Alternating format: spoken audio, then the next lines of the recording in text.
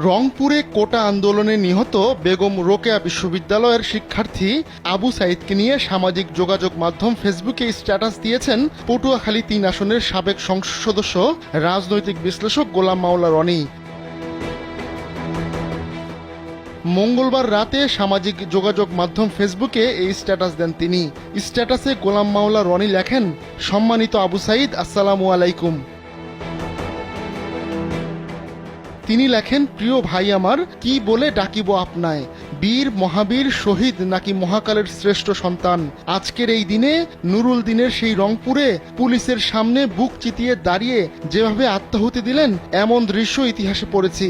যে শহীদি তামান্না নিয়ে রাজপথে দাঁড়িয়ে মৃত্যুকে পরাজিত করলেন, এমন ঘটনা ধর্মীয় পুস্তকে পড়েছি। কিন্তু 2024 সালের 16ই জুন বাংলার মাটিতে যে ইতিহাস তৈরি করলেন, তা এই জাতির কৃতজ্ঞ সন্তানরা কিয়ামত পর্যন্ত স্মরণ করবে। আপনি তো মহান আল্লাহর মেহমান হয়ে চলে গেলেন। আমার মতো কাপুরুষ রোজ কিয়ামতে আপনার সামনে কিভাবে দাঁড়াবো? আল্লাহর দরবারে কি জবাব দেব? আপনার জন্য দোয়া করার সাহস আমার নেই, বরং আপনি আমাদের জন্য দোয়া করুন এবং আমাদের কাপুরুষতাকে ক্ষমা করুন।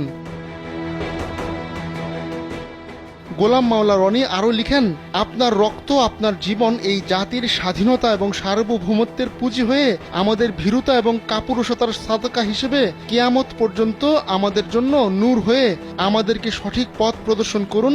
এই নিবেদন আপনার বিদেহী আত্মার নিকট রইল। আল্লাহ হাফেজ। কোটা আন্দোলনে গিয়ে মঙ্গলবার রংপুরে বেগম রোকেয়া বিশ্ববিদ্যালয়ের শিক্ষার্থী আবু সাইদ পুলিশের গুলিতে নিহত হয়েছেন।